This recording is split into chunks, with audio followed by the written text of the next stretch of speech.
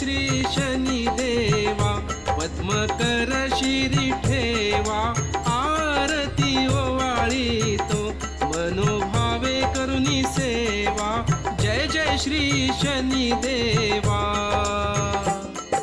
सूर्यसुता शनी मूर्ती, तुझी आगाध कीर्ती, एकमुखे काय वर्णू, शेषान चले स्फूर्ती, जय जय श्री शनी देवा। ईश्वर चैतन्य अंधारातून प्रकाशाकडे घेऊन जाणारे महान संत आणि माझे सद्गुरू चैतन्य त्यागेश्वर महाराजांना आपण वंदन करूया।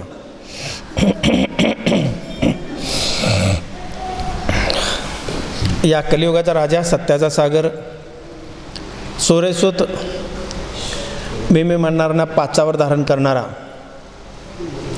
असत्याचा नाश करणारा आणि सत्याचा विजय करणारा, दंडनीयांना दंड देणारा आणि आदरणीयांचा आदर करणारा असा धर्मप्रिय, शिवप्रिय आणि तुम्हामाचा आराध्य दैवत शनिदेव यांना आपण प्रथम दंडवत नमस्कार करूया। आपण पाहत आहोत प्रापंचिक जीवनातून पारमार्थिक जीवनाकडे आपण प्रवास करत असताना की आपली साधना कशी असावी। साधना कुठल्या माध्यमातून केल्यानंतर आपण संसारातून मुक्त होतो, या बंधनातून बंधनमुक्त होतो आणि पारमार्थिक जीवनामध्ये प्रवेश करतो। जेव्हा पारमार्थिक जीवनामध्ये प्रवेश करतो त्यातला आनंद हा वेगळाच असतो, हा द्विगुणित होतो, शतकोटी प्रमाणात असतो।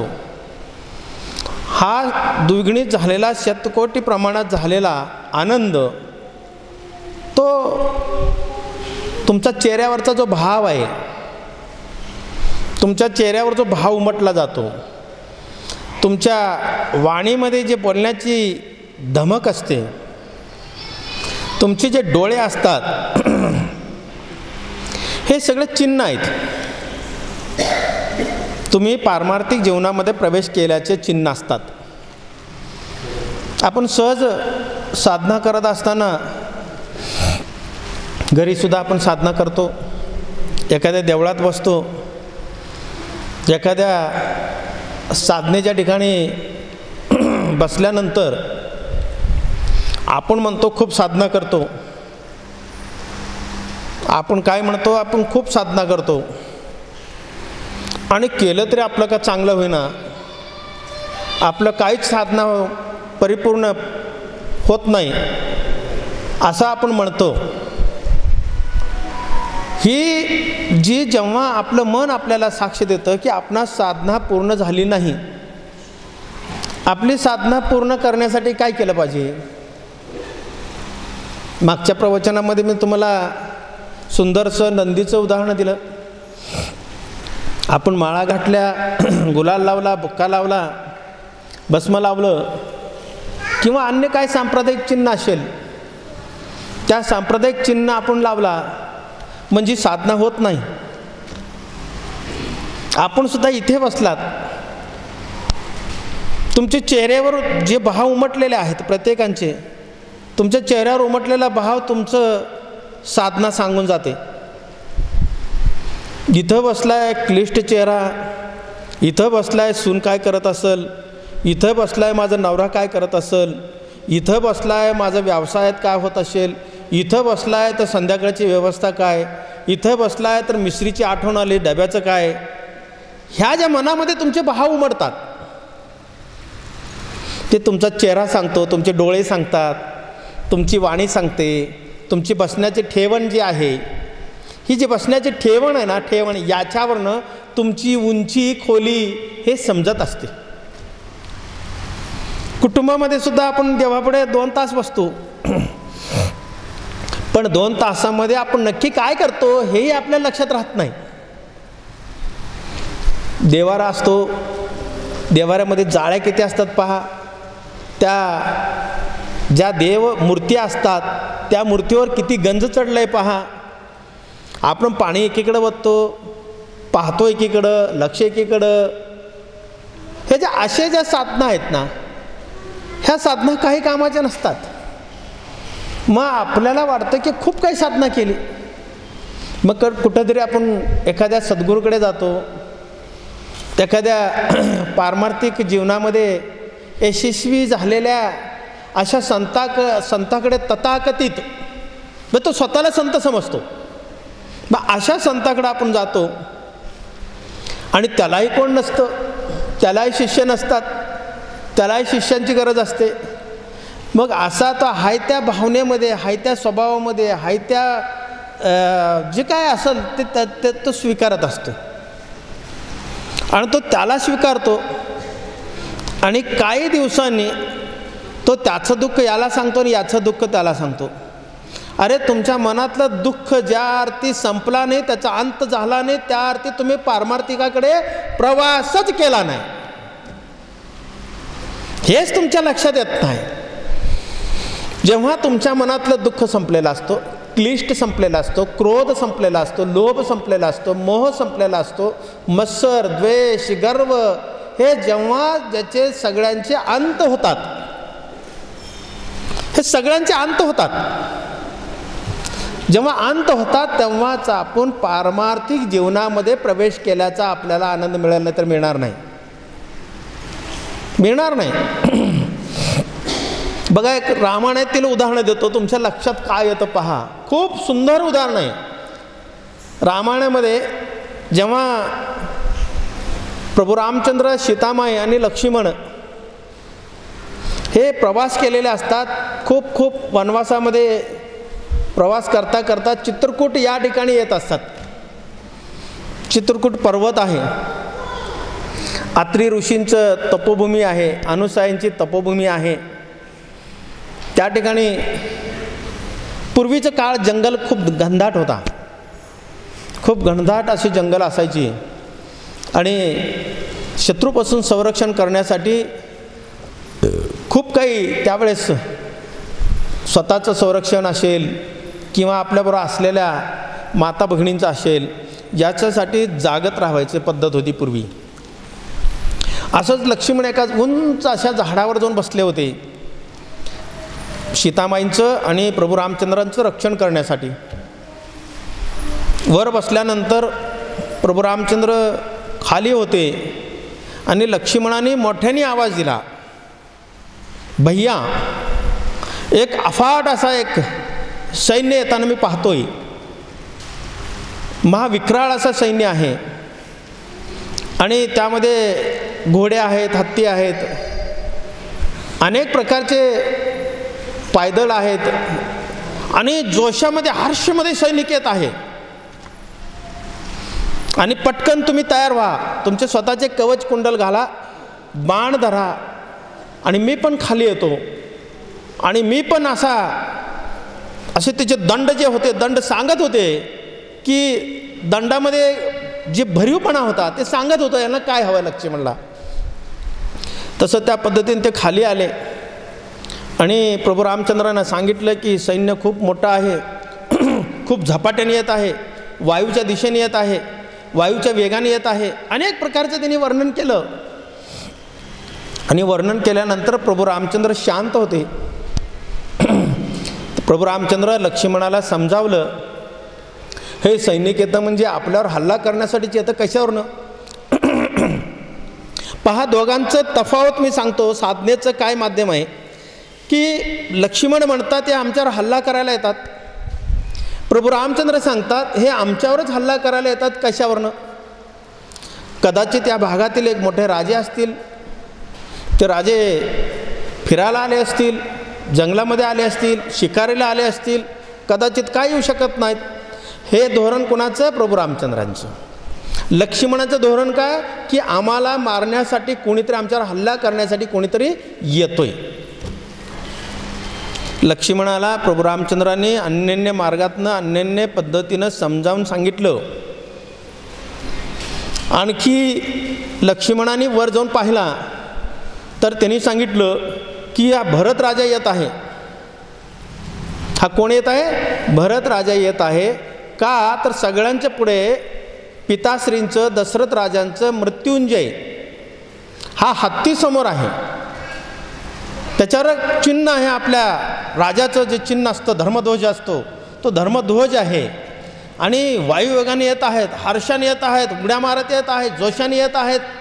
याचा अर्थ भरताला तुला मला ठार करायचं आहे आणि ठार करून जे काय राज्य आता तो भोगतोय ते राज्य निष्कंटक म्हणजे विनाश आहे, कुठलाही शत्रू नसावा, विरोधक नसावा आपल्या घरामध्ये सुद्धा, म्हणून तुला मला ठार करण्यासाठी तो या पद्धतीने येत आहे.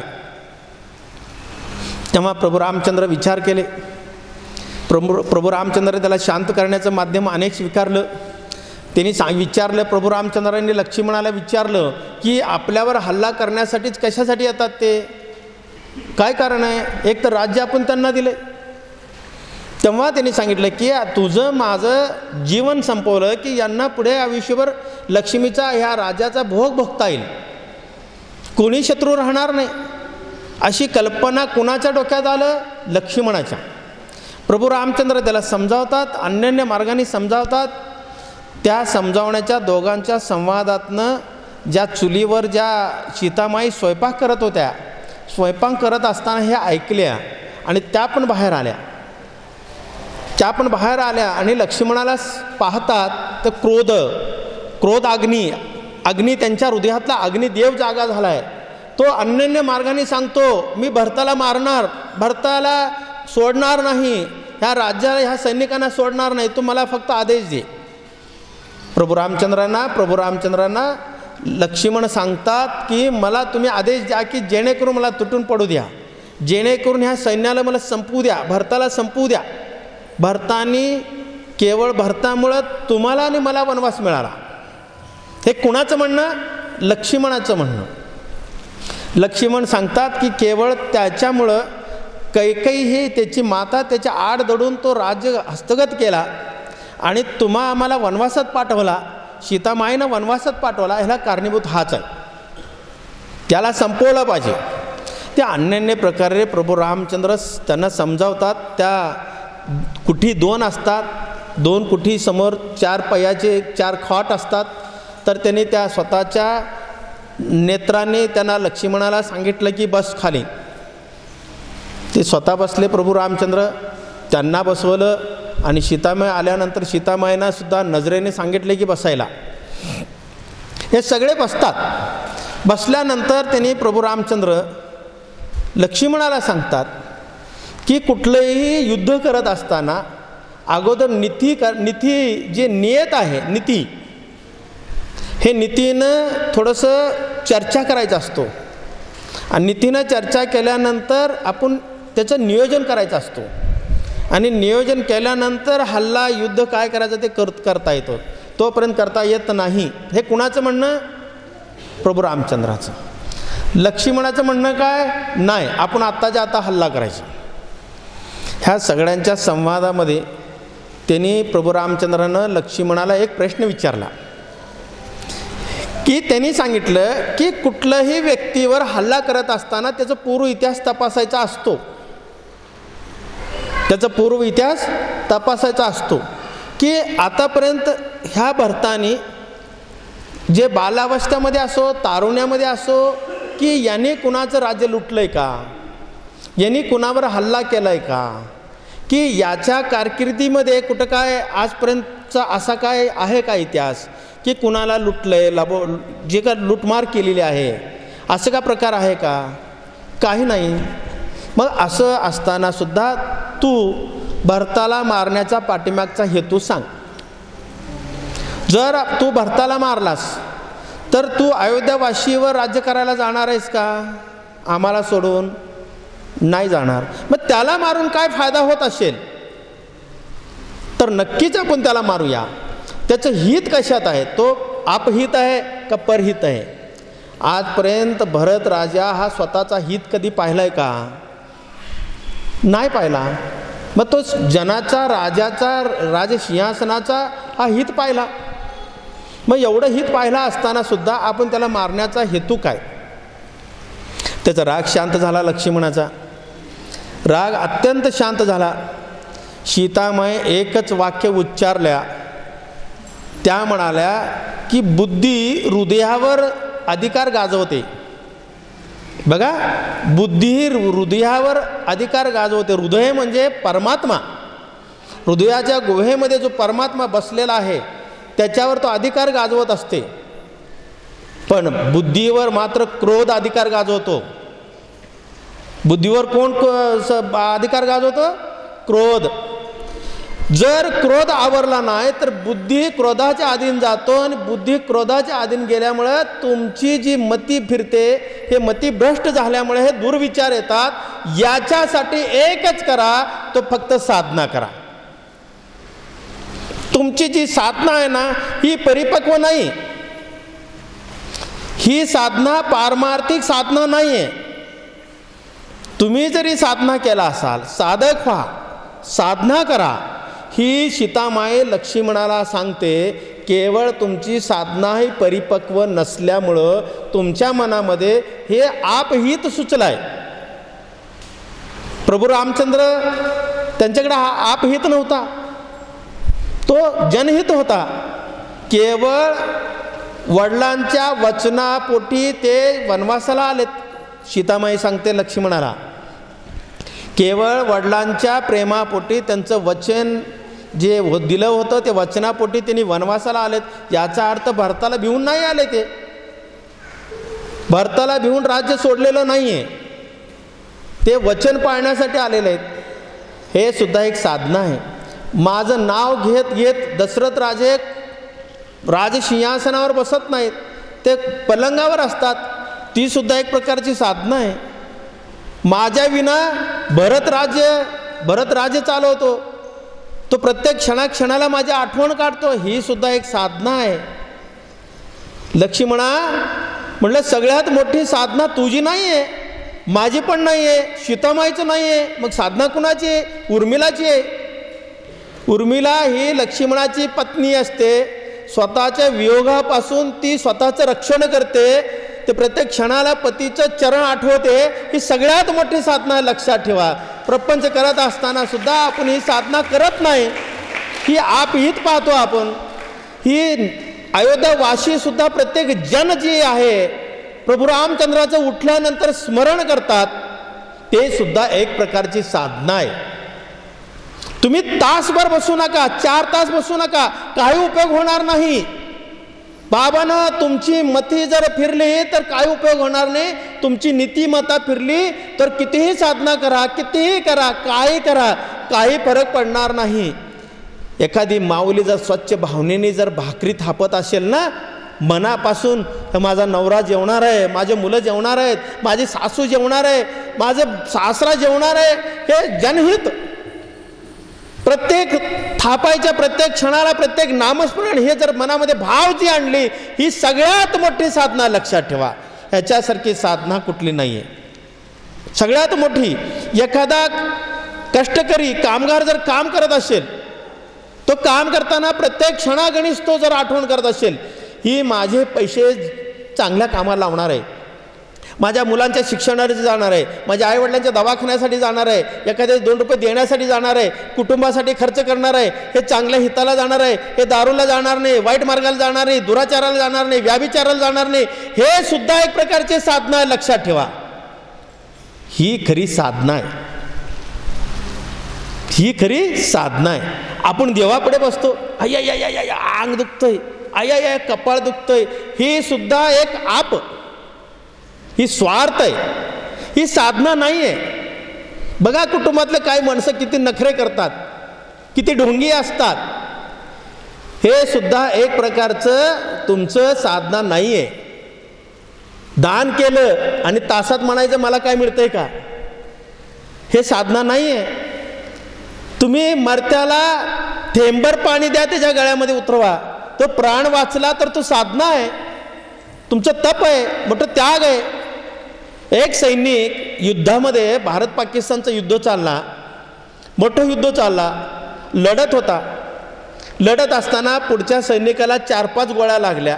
पाकिस्तानच्या सैनिकांनी आपल्या भारताच्या सैनिकाच्या गोळ्या घातल्या, 5-6 गोळ्या लागल्या. क्षणात तो प्राण सोडणार. मागचा माणसांना तहान पाहिजे होतं, पाणी पाहिजे होतं. मागचा जो सैनिक होता त्याला, आणि बाटली ह्याच्याकडे होते. तो पाणी त्याच्या बाटलीतनं घेतला आणि मागचा सैनिक तो मरत्याला पाणी पाजत होता. तो म्हणला मला नको पाणी पाजू, मी आता प्राण सोडणार आहे, तू पाणी पे आणि लढ.